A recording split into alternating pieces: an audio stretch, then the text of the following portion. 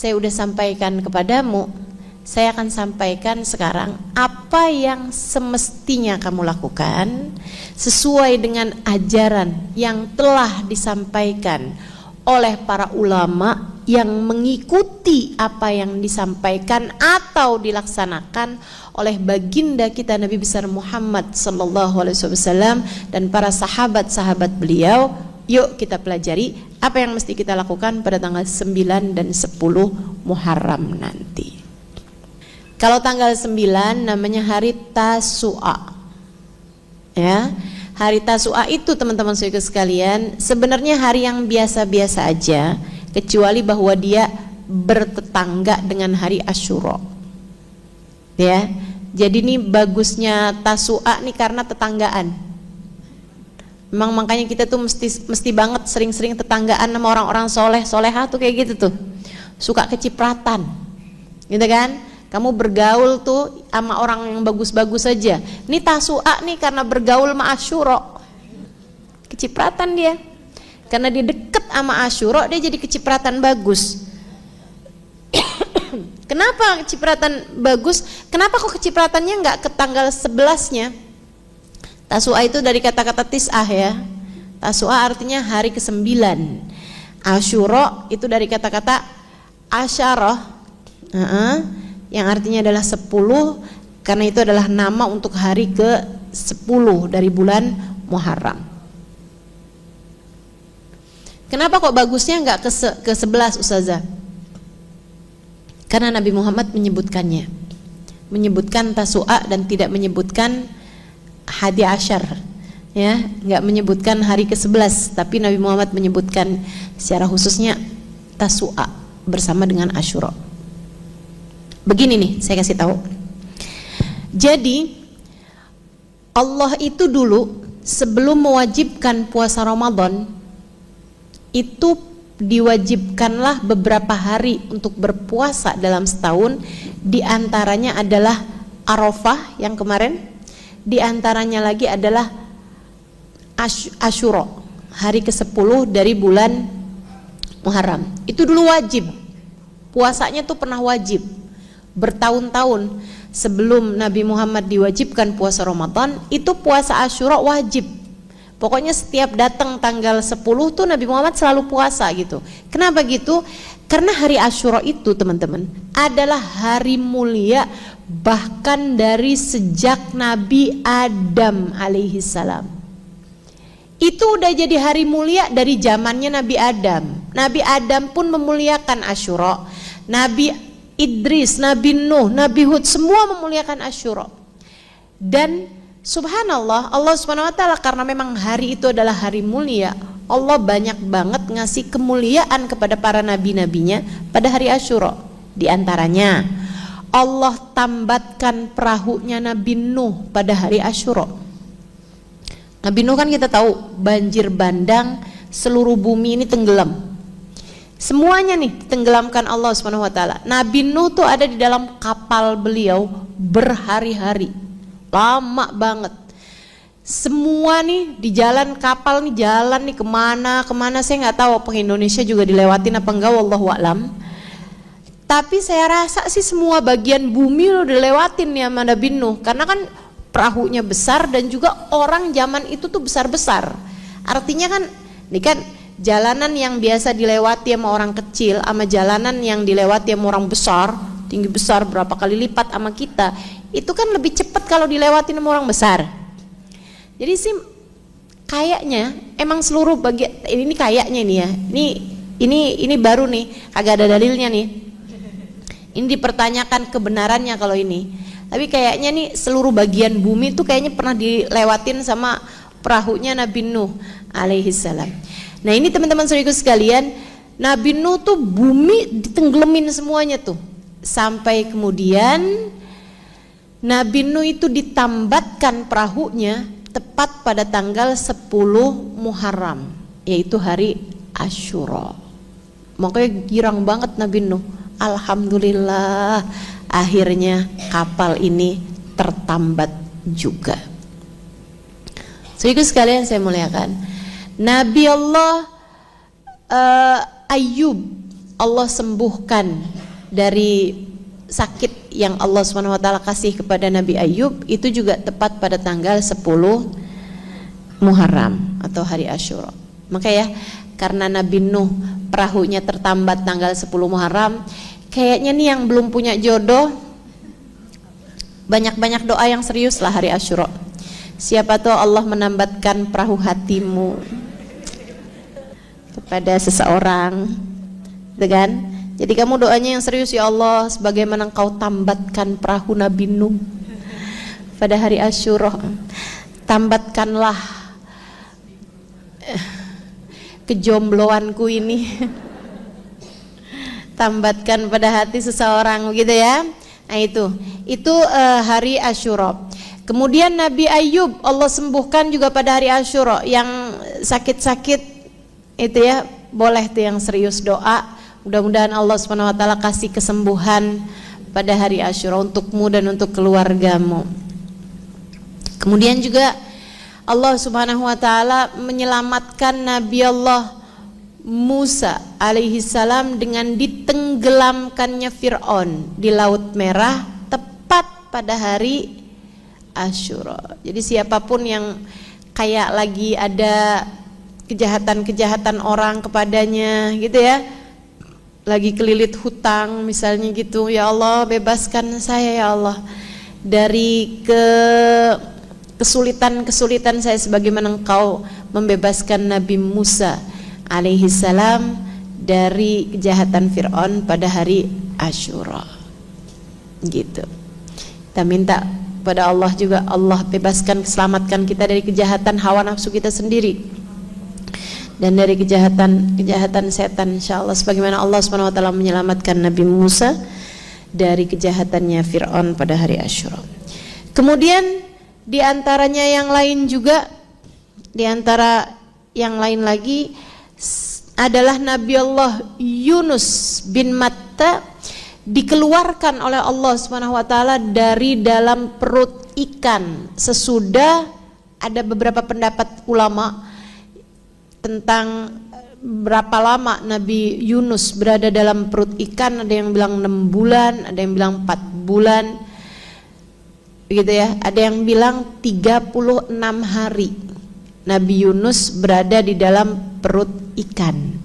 Nah itu Allah SWT mengeluarkan Nabi Yunus sesudah Nabi Yunus berdoa dan bertasbih kepada Allah SWT dengan tasbihnya yang terkenal, la ilaha illa anta subhanaka inni kuntu minadh dhalimin.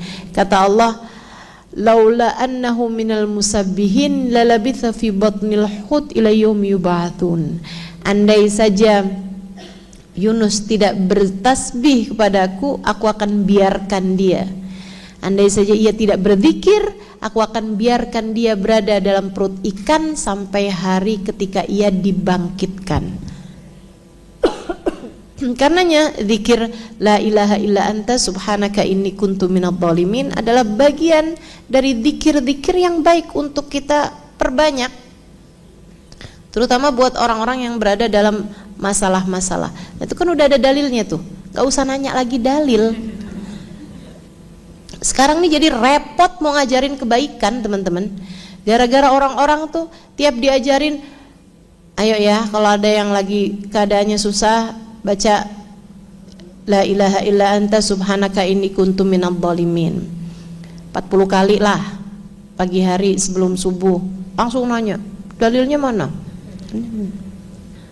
Repot.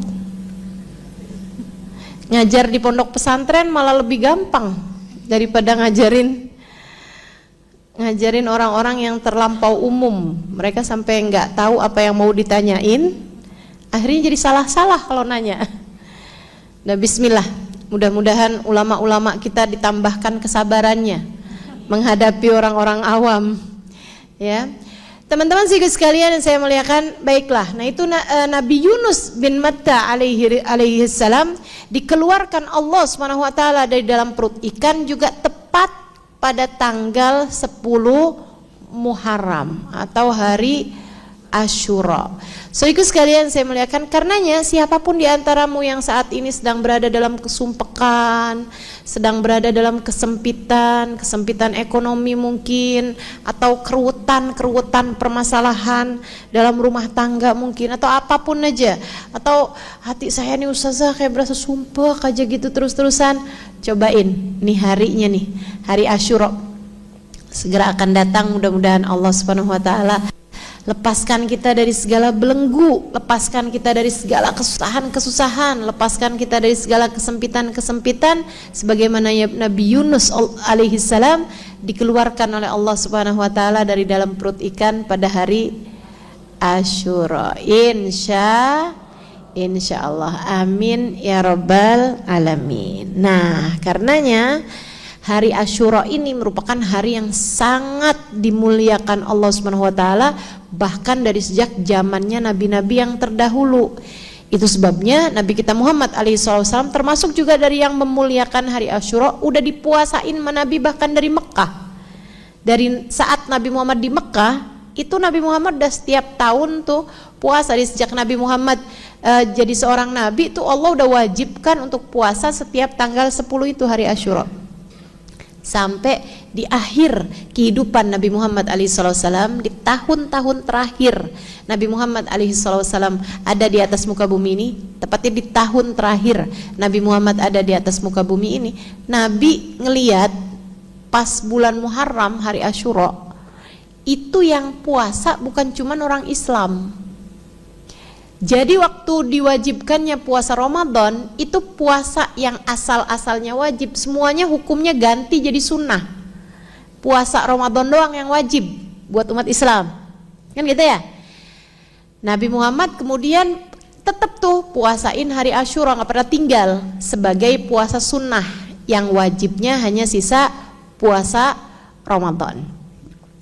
Sehingga sekalian, tapi Nabi di tahun terakhirnya beliau ngeliat yang puasa tanggal 10 Muharram atau hari Asyura bukan cuma orang Islam, akan tetapi juga orang Yahudi yang mengikuti ajarannya, menurut mereka mengikuti ajarannya Nabi Musa dan Nabi Ibrahim alaihissalam.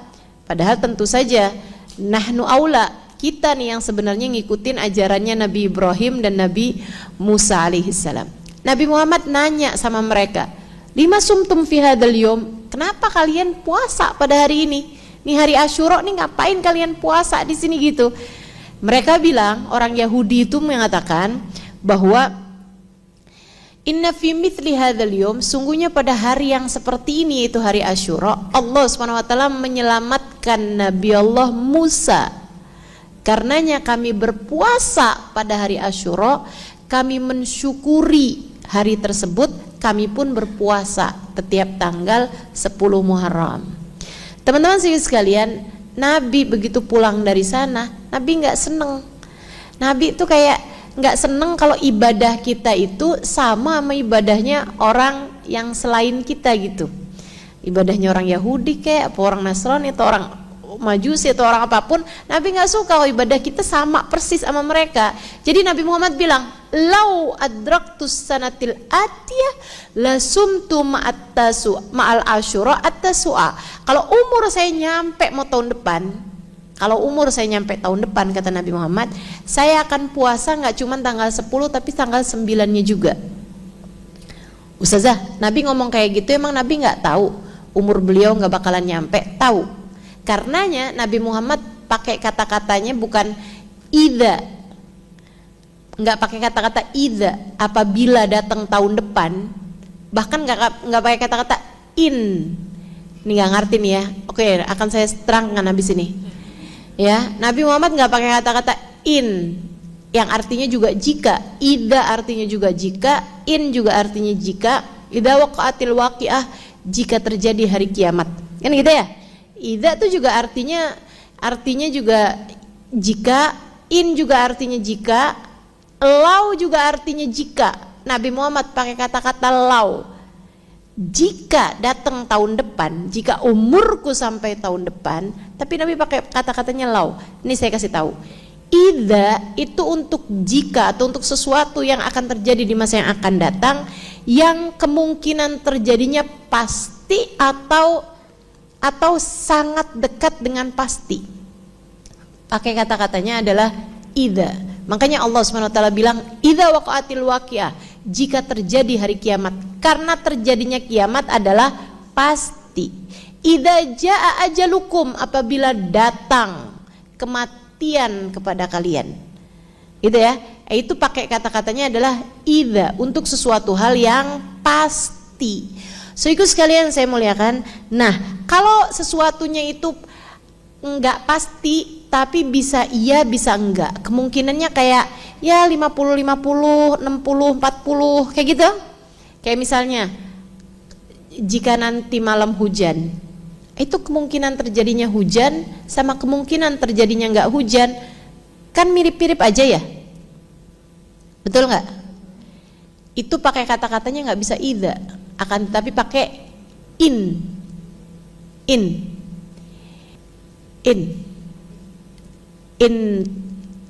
yanzil alaina al-matar fi hadhihi lailah, jika turun hujan pada malam hari ini, pakai kata-katanya in. Jadi dalam Al-Quran tuh kalau kamu baca kata-kata in itu artinya adalah jika, untuk sesuatu hal yang bisa iya bisa tidak. Kalau jikanya itu adalah sesuatu hal yang enggak akan kejadian, andai, kalau di bahasa kita tuh berarti kata-katanya kira-kiranya andai. Andai itu kan seringnya kan nggak kejadian. Andai aku jadi orang kaya, yang ngomong nih nggak kaya berarti, kan begitu ya. Andai aku punya anak, nih yang ngomong kan berarti nggak punya anak gitu kan. Andai aku akan punya anak, tapi yang ngomong ini adalah orang yang umurnya udah 60 tahun. Nah itu pakainya nggak bisa in, akan tetapi pakainya law. Law itu untuk sesuatu hal yang nggak akan kejadian gitu, yang jika, tapi jikanya itu nggak akan kejadian. Kayak dalam Al-Quran tuh Allah kasih tahu tuh, kalau aja dunia ini ada dua Tuhan, tafasadata, kayak gitu kan, pasti akan rusaklah dunia ini. Nah jikanya itu adalah pakai kata-kata law. Jika dunia ini punya dua Tuhan, maka akan rusaklah. Kata-katanya itu pakai kalimat jikanya itu adalah pakai kata-kata law. Nabi Muhammad mengatakan law adraktus sanatil atiyah, kalau umur saya nyampe tahun depan. Pakainya law karena Nabi Muhammad tahu umurnya nggak bakalan nyampe tahun depan. Lasumtu ma'al asyura tasua, saya akan puasa bersama dengan hari Asyura, hari Tasua, tanggal 9-nya juga. Jadi Nabi Muhammad tuh mensunnahkan puasa hari Tasua tanggal 9 karena nggak seneng puasa kita sama puasanya orang Yahudi. Karena itu para ulama-ulama, kalau kamu bacanya di kitab-kitab yang besar-besar, kamu akan dapat nih, mereka mengatakan kalau kamu nggak bisa puasa tanggal 9 tapi kamu bisa puasa tanggal 10, jangan sendirian puasa tanggal 10-nya, puasain juga tanggal 11-nya, agar puasa kamu setidaknya tidak sama dengan puasanya orang Yahudi. Jelas? Jadi hari Tasua itu teman-teman, dia menjadi mulianya cuman karena deketan sama hari Asyura. Disunahkan di sana buat puasa. Nih ya, yang orang-orang yang suka nanya-nanyain dalil, itu juga mereka tetap nggak mau tuh puasa tanggal 9. Saya sampaikan ini biar kamu nggak bingung nanti. Mereka nggak mau juga puasa tanggal 9. Tanggal 10-nya mereka mau puasa karena katanya Nabi Muhammad puasa. Dalilnya sahih, Nabi Muhammad puasa, jadi mereka mau puasa tuh tanggal 10. Tapi tanggal 9-nya nggak mau. Tanggal 9-nya nggak mau, kenapa? Karena Nabi nggak pernah puasa. Tapi kan Nabi udah niat puasa. Tapi kan Nabi nggak puasa. Repot nggak nih ngadepinnya nih? Mereka bilang tapi kan Nabi Muhammad nggak pernah puasa. Ya tapi kan Nabi Muhammad niat puasa. Bukankah anak yang baik berbakti akan melaksanakan niat orang tuanya? Maka demikian pula dengan kita. Kita belajar buat umat jadi umat yang berbakti, kita laksanakan niatnya Nabi kita Muhammad. puasain tanggal 9. Namanya puasa hari Tasu'a. Nah, sekarang kita beralih ke hari Asyura-nya nih. Apa aja yang kamu perlu lakukan pada hari Asyura ini? Saudara sekalian, semua amalannya ada 10, tapi saya kasih tahu ya. Nah, ini dengerin dengan baik karena saya akan sampaikan hal-hal yang memang mengandung unsur dalil nih. Dengerin dengan baik. Ada 10 perkara yang kamu baik untuk kamu akan dengar-dengar dianjurkan dilakukan pada hari Asyura ini ya. Tapi hukumnya beda-beda. Satu, ada yang memang amalan-amalan yang jangan sampai kamu tinggalkan. Karena ini ada dalilnya secara sahih dan memang benar-benar tidak pernah ditinggalkan oleh Nabi kita Muhammad alaihissalam. Dari 10 itu hanya ada 2 hal ya. Kemudian ada lagi perkara-perkara yang baik untuk dilakukan, tapi enggak sekuat 2 hal yang tadi itu. Hal-hal yang ini karena ini adalah perkara-perkara yang baik dan akan lebih baik lagi jika ia dilakukan pada waktu-waktu yang mulia. Ya, di antara hal-hal ini ada 4 perkara ini baik untuk dilakukan pada hari Asyura karena memang 4 hal ini adalah perkara yang baik, hal-hal indah, hal-hal baik yang lebih baik lagi ketika ia dilakukan pada hari Asyura. Kemudian ada 3 halnya, yang 3 halnya ini teman-teman saudaraku sekalian, itu kamu mau kerjain boleh-boleh aja, kamu kerjain juga ya. Kalau kamu mau tinggalin yang 3 ini nggak apa-apa gitu, karena memang tidak ditemukan ada hadis menyatakan 3 hal ini, dan 3 hal ini juga bukan perkara kebaikan yang secara langsung memang baik gitu. Akan kita bahas ya.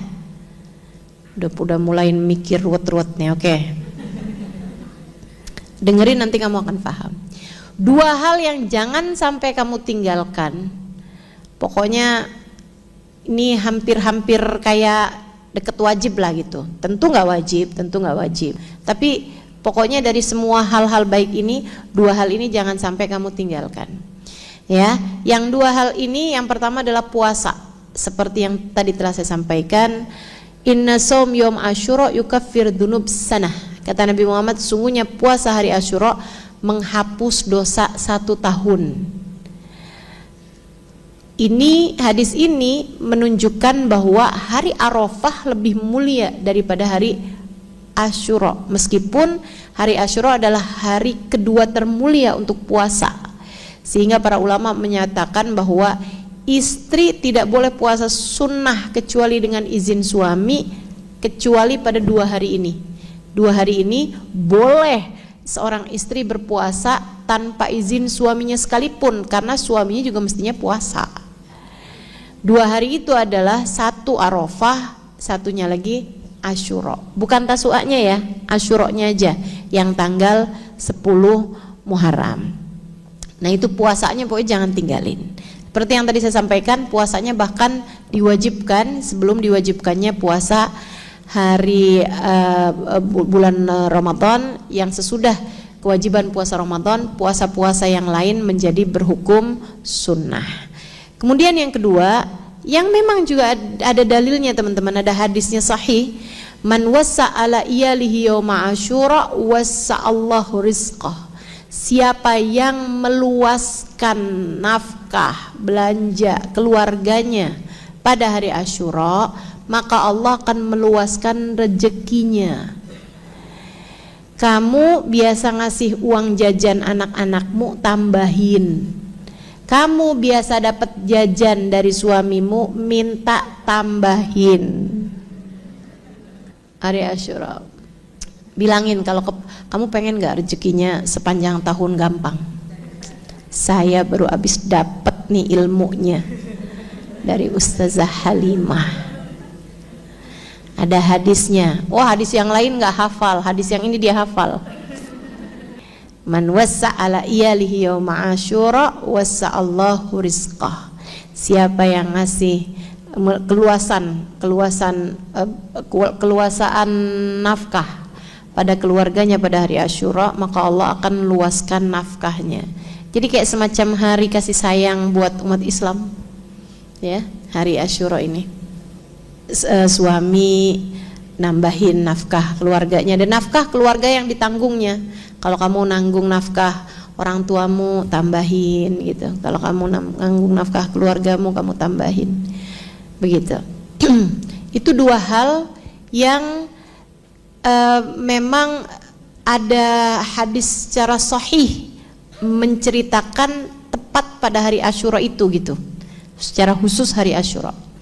Ada 4 hal yang lainnya yang saya sampaikan tadi juga ya kerjain, itu juga barang bagus, barang baik ya, kita jangan tinggalkan. 1 diantaranya menafkahi anak yatim, menyantuni anak yatim, bukan menafkahi, menyantuni anak yatim. Teman-teman sekalian, bicara menyantuni anak yatim, hari kapan aja juga bagus.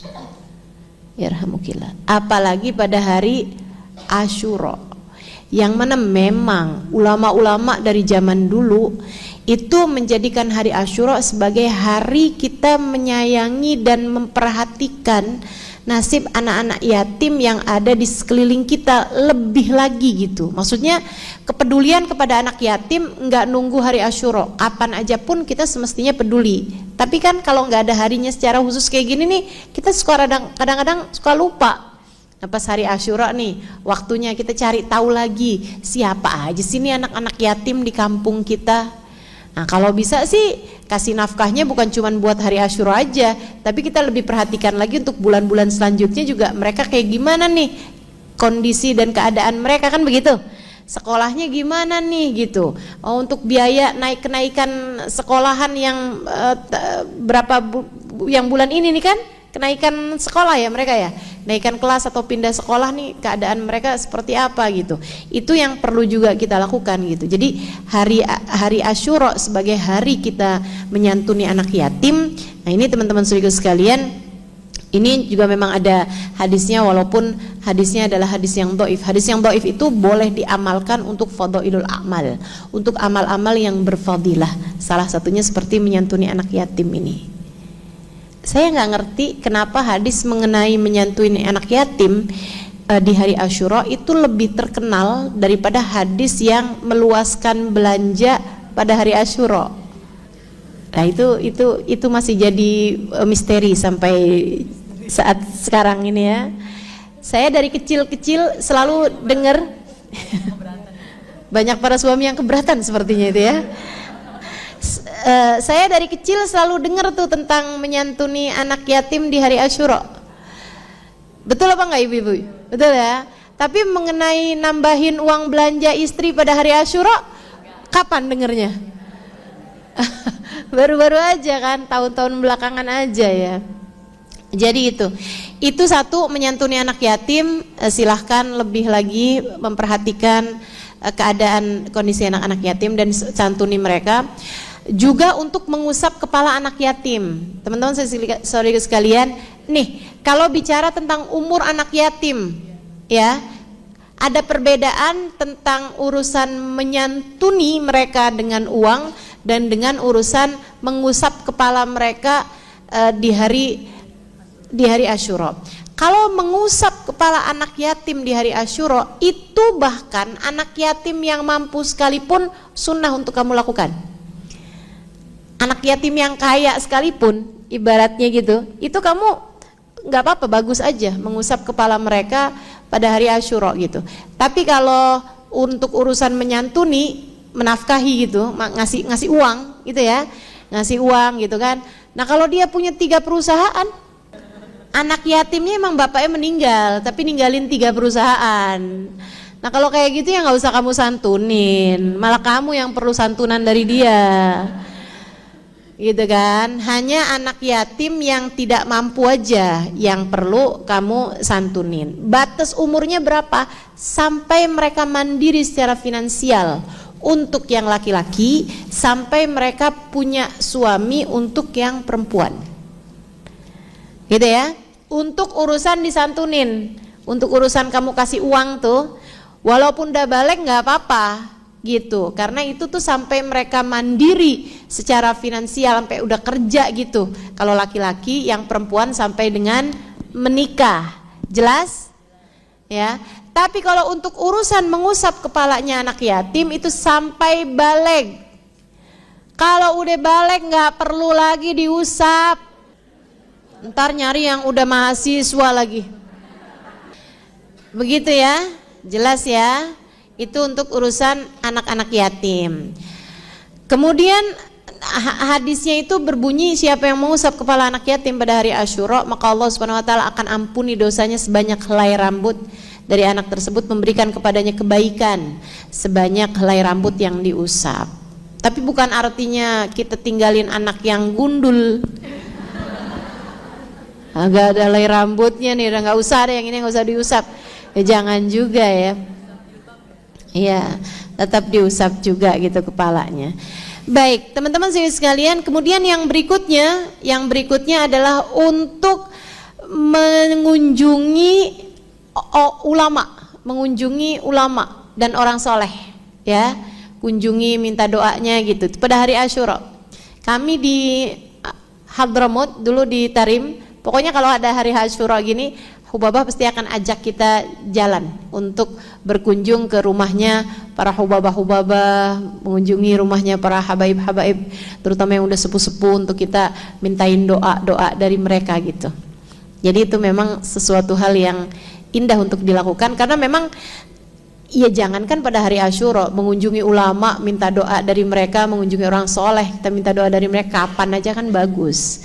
Kata Nabi Muhammad, iltamisu min ikhwanikumud doa, mintalah dari saudara kalian sama muslim doa. Kamu nggak pernah tahu dari lisan siapa Allah mengijabah doa hamba-hambanya, gitu ya. Nah kalau dari lisan orang biasa aja doa bisa jadi mustajab, apalagi dari lisannya para ulama-ulama kita, lisannya orang-orang soleh, terutama yang sudah sepuh-sepuh gitu kan, yang sudah usia lanjut. Nah itu tentu doa lebih mustajab dari mereka. Kata Nabi Muhammad, al barokah ma'akabirikum, keberkahan ada pada orang-orang tua di antara kalian yang usianya udah lanjut ya, di atas 70-an tahun semacam itu.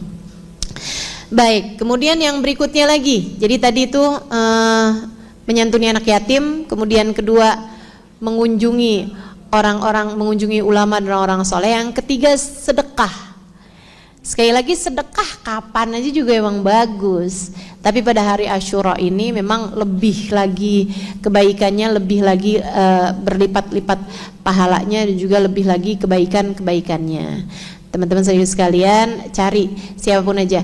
Nah saya kalau kamu pakai bahasa misalnya gitu ya, yuk kita kumpulin uang buat menyantuni anak yatim, itu saya agak kurang setuju tuh dengan bahasa itu, kecuali kalau kamu tambahin dan duafa. Sebab ada banyak anak-anak kecil gitu ya, mereka lebih miskin daripada yang yatim, bapaknya sakit nggak bisa kerja, yang bapaknya ada sih masih hidup tapi nggak ketahuan rimbanya, nggak dinafkahin dari zaman ini gitu kan, dari waktu dia kecil gitu loh, yang ditinggalin sama bapaknya dari sejak kecil, tapi bapaknya masih hidup sih, tapi nggak punya tanggung jawab gitu kan banyak tuh yang kayak gitu. Kesian banget kalau dia nggak dikasih gitu. Kalau bahasanya kamu hanya anak yatim, ya hanya untuk anak yatim aja gitu. Makanya tambahin tuh kalau bikin acara santunan atau apa, santunan yatim dan duafa, biar uangnya itu kepake buat anak-anak duafa juga, yang tentu saja mereka sangat memerlukannya. Jadi sedekah ya, sedekah pada hari Asyura. Nah, sedekah itu kebaikan kalau dilaksanakan pada hari-hari yang mulia, lebih memungkinkan lagi untuk bertambah-tambah pahalanya. Baik, kemudian yang keempatnya, teman-teman saudara sekalian, baik untuk kamu lakukan pada hari Asyura adalah mengunjungi atau menjenguk orang sakit. Menjenguk orang sakit. Nah itu baik untuk kamu lakukan pada hari Asyura juga. Ya jangan sakitnya dari kapan tahu, kamu tungguin hari Asyura buat cengukin, enggak. Tapi kalau misalnya dalam hari-hari ini ada orang sakit gitu kan, yang kamu memang mau jengukin, sangat tepat lagi kalau kamu tepatkan pada hari Asyura, karena doa dari mereka juga mustajab, dan juga kamu mendoakan mereka juga pada hari Asyura itu juga lebih mungkin untuk mustajab, karena memang pada hari itu Allah Subhanahu wa taala banyak memberikan kesembuhan-kesembuhan sebagaimana Nabi Ayub dulu telah diberikan kesembuhan. Gitu ya. Itu 4 hal yang sebaiknya jangan ditinggalkan. Kemudian ada hal lain juga yang juga untuk tidak di 2, 4, berarti berapa tuh? 2, 4. Oh iya, ada hal lain lagi juga yang baik untuk dikerjakan juga, yaitu membaca Qul huwallahu ahad sebanyak 1000 kali ya, untuk dilaksanakan pada hari Asyura. Atau juga untuk berzikir. Jadi untuk memperbanyak zikir dan doa, tepatnya begitu ya. Hari Asyura itu adalah hari untuk kamu memperbanyak zikir dan doa. Di antara zikirnya adalah untuk membaca surat Al-Ikhlas 1000 kali, kemudian sesudahnya berdoa. Siapa yang melaksanakannya, insya Allah doanya nggak ditolak Allah Subhanahu wa taala. Itu juga sunnah pada hari Arafah juga kemarin. Juga untuk membaca ayat kursi 360 kali jika kamu belum membacanya di awal tanggal 1 Muharram kemarin. Kalau kamu udah bacanya tanggal 1 Muharram kemarin ya udah, tapi kalau kamu belum bacanya tanggal 1 Muharram kemarin, baca aja tanggal 10 nanti. Udah ya, baca tanggal 10, diawali masing-masing ayat kursinya dengan Bismillahirrahmanirrahim. Bismillahirrahmanirrahim. Allahu la ilaha illa huwal hayyul qayyum la ta'khudhuhu sinatun wa la nawm lahu ma fis samawati wa ma fil ardi man dhal ladzi yashfa'u 'indahu illa bi idhnihi ya'lamu ma baina aydihim wa ma khalfahum wa la yuhituna bi syai'in min 'ilmihi illa bima syaa' wasi'a kursiyyuhus samawati wal ard wa la ya'uduhu hifdhuhuma wa huwal 'aliyyul 'azim. Berarti yang tadi ini ya, yang amalan baik untuk dilakukan walaupun ada hadisnya secara dhaif. Nah itu ada 5 berarti, bukan 4 ya. Satunya ini yang tadi tuh, memperbanyak zikir dan doa. Kemudian teman-teman saudara sekalian, kenapa ayat kursi 360 ini sebanyak bilangan hari yang insya Allah masing-masing ayat kursinya akan menjagamu untuk perharinya. Jadi kayak semacam penjagaan untuk sepanjang tahun, begitu ya. Dibaca ayat kursi berapa kali? 360 kali. Masing-masing ayat kursinya diawali dengan Bismillahirrahmanirrahim. Insya. Kalau yang tadi Al-Ikhlas 1000 kali, karena memang siapa yang membaca Al-Ikhlas 1000 kali sesudahnya berdoa, doanya tidak akan ditolak Allah Subhanahu wa taala. Maka sangat baik jika kita melakukan hal itu pada hari-hari yang mulia, diantaranya itu pada hari Asyura. Selain daripada itu, zikiran lain yang juga baik untuk dilakukan dan diamalkan oleh para ulama-ulama kita adalah untuk membaca Hasbunallah wa ni'mal wakil, ni'mal maula wa ni'man nasir sebanyak 70 kali. Ya, baca itu 70 kali. Nah, insya Allah kita banyak dapat berkah-berkahnya hari Asyura. Gitu ya. Artinya adalah hasbunallah wa ni'mal wakil, cukup bagi kita Allah untuk segala kesusahan kita, untuk segala keuangan kita, untuk segala problematika kita dalam kehidupan, cukup bagi kita Allah. Hasbunallah wa ni'mal wakil, ni'mal maula wa ni'man nasir. Allah Subhanahu wa taala adalah seindah-indah pemelihara, wa ni'man nasir, seindah-indah pemberi pertolongan. Begitu dibaca 70 kali, kemudian baca doanya. Doanya ada tuh di buku-buku doa. Banyak banget, udah tinggal kamu cari aja. Di Majmu' Syarif ada, kemudian di buku-buku doa lainnya. Baik, itu dari 5 hal yang baik untuk dilakukan pada hari Asyura. Berarti kalau dari 10 sisa berapa? 2 sama tambah 5. Sisa 3 lagi. Nah, yang 3 lagi itu kerjain boleh, enggak juga enggak apa-apa, karena memang bukan langsung merupakan perkara yang ibadah secara langsung ya, bukan ibadah yang kayak tadi itu kan. Kalau baca zikir bukan bagian dari ibadah, terus bagian dari apa dong? Itu kan mau langsung ibadah gitu. Nah yang 3 ini kamu kerjakan silahkan, enggak juga nggak apa-apa. Yang pertama, mandi. Ya masa nggak mandi? Hari biasa aja mandi, ya kan? Masa hari Asyura nggak mandi? Jadi ya silahkan mandilah, teman-teman. Silahkan mandi aja gitu, barang bagus kok. Maksudnya ya mandi pekerjaan memang biasa kita lakukan kan, gitu kan. Ada yang bilang bahwa pada hari Asyura itu semua air berubah menjadi air zam-zam, wallahu a'lam. Karenanya mandi itu tadi ya pada hari Asyura itu. Begitu. Tapi wallahu a'lam, ini sekali lagi seperti yang tadi saya sampaikan, kamu kerjakan ya silakan aja, enggak juga nggak apa-apa, nggak ada rugi-ruginya juga, ya kan? Begitu. Mandi, yang dimaksudkan mandi di sini ya dari ujung rambut ke ujung kaki ya, maksudnya dibasuh semuanya gitu. Atau sekalian aja kamu niatkan mandinya sebagai mandi taubat, kamu niatkan mandinya sebagai kamu mandi dengan niatan Allah Subhanahu wa taala mengaruniakan ampunan padamu. Kan memang taubat juga disunahkan buat mandi. Begitu. Kemudian yang berikutnya yang lakukan boleh, enggak juga enggak apa-apa, adalah untuk memakai celak. Tapi masalahnya teman-teman, kita kalau lagi puasa itu enggak sunnah pakai celak. Sunnahnya pakai celak adalah di waktu malam. Kana yaktahil lailan. Sungguhnya Nabi kita Muhammad alaihissalam suka memakai celak di waktu malam. Jadi kalau teman-teman mau pakai celaklah sebelum tidur. Masalahnya celak yang dipakai Nabi itu adalah celak ithmit. Nah itu kalau teman-teman bisa dapetin ithmit, pakai tuh sebelum tidur. Itu kata Nabi Muhammad, alaikum bil ithmit, kamu sebaiknya pakai celak ismit, karena celak ismit itu bisa menajamkan penglihatan. Ya, bisa menajamkan penglihatan. Jadi bagus, silahkan pakai celak kalau kamu memang lagi tidak memungkinkan untuk berpuasa ya pada hari Asyuranya, maksudnya siang.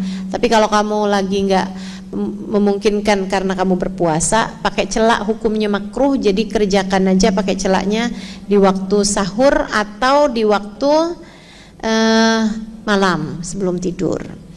Begitu. Itu memang jelas ada hadisnya, memang Nabi Muhammad, hadis sahih Nabi Muhammad bercelak di waktu malam, dan Nabi Muhammad juga menganjurkan kita untuk memakai celak, namanya celak ismit. Pernah tahu celak ismit? Nggak pernah tahu. Ntar kapan-kapan saya jualan dah. Dan kapan-kapan saya bawain ya. Baik. Kemudian yang terakhir, yang ya kalau ini sih saya kalau kamu pernah dengar ya silakan kerjain aja, enggak juga nggak apa-apa.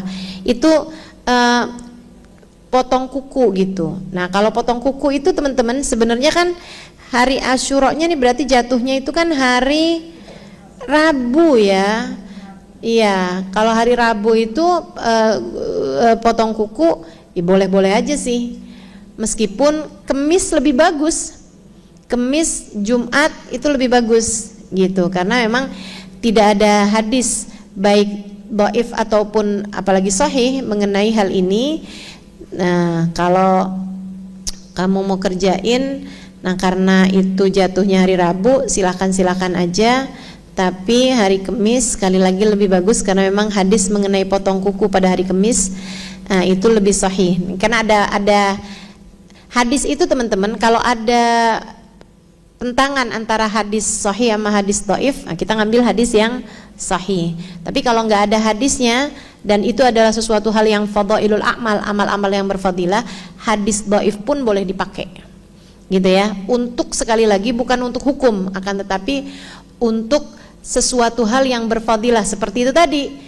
Mengusap kepala anak yatim, bersedekah, membaca ayat kursi, ya itu kan hal-hal yang bagus-bagus saja. Nggak ada hadisnya aja kamu boleh aja kok kerjain, apalagi ketika ada hadisnya walaupun hadisnya tersebut adalah hadis dhaif. Jelas ya? Hadis dhaif beda dengan hadis palsu. Hadis palsu itu namanya hadis maudhu'. Nah, hadis palsu ini yang kita nggak akan pakai. Itu tadi yang saya sampaikan mengenai hal-hal yang 3 itu tadi. Itu kalau disebutkan di situ mengenai hadisnya, itu hadisnya hadis palsu. Ya, jadi yang 3 ini mengenai mandi secara khusus pada hari Asyura, kemudian lagi mengenai pakai celak secara khusus pada hari Asyura, kemudian lagi mengenai potong kuku secara khusus pada hari Asyura, itu tidak ada hadisnya, baik hadis sahih maupun hadis dhaif. Kalau ada yang menyatakan itu adalah sebuah hadis, itu namanya hadis maudhu. Hadis maudhu itu adalah hadis palsu. Jelas? Jelas ya. Insyaallah mudah-mudahan dapat kita amalkan dalam kehidupan kita, insyaallah. Itu tadi potong kuku kan memang hari apa juga bagus ya, meskipun ada hari-hari lain yang lebih bagus lagi. Baik, sudah cukup jelas saya rasa, dan saya sudah bicara sangat panjang. Mudah-mudahan masih ada yang diingat. Jangan tinggal Quran, karena Quran itu seperti lautan. Kita akan dapat banyak keberkahan dari kita membaca Al-Quran. Dan untuk pentafsiran Al-Quran, pemahaman Al-Quran, jangan coba-coba mentafsirkannya sendiri, mempelajarinya sendiri. Harus melalui guru yang memang memiliki nasab keilmuan dan ilmu mengenai Al-Quran yang mencukupi untuk dia boleh membahas Al-Quran. Baik, taqabbalallah minna wa minkum, taqabbal ya karim. Selamat hari Tasu'a, selamat hari Asyura. Mudah-mudahan apa yang Allah anugerahkan kepada para nabi-nabinya Allah juga dianugerahkan untuk kita sekalian insyaallah sebagai umat Nabi besar Muhammad sallallahu alaihi wasallam. Rabbana taqabbal minna innaka antas samiul alim. Tub alaina innaka antat tawwabur rahim. Bifadli subhana rabbika rabbil izzati amma yasifun. Wassalamun alal mursalin. Walhamdulillahi rabbil alamin. Bisirril Fatihah.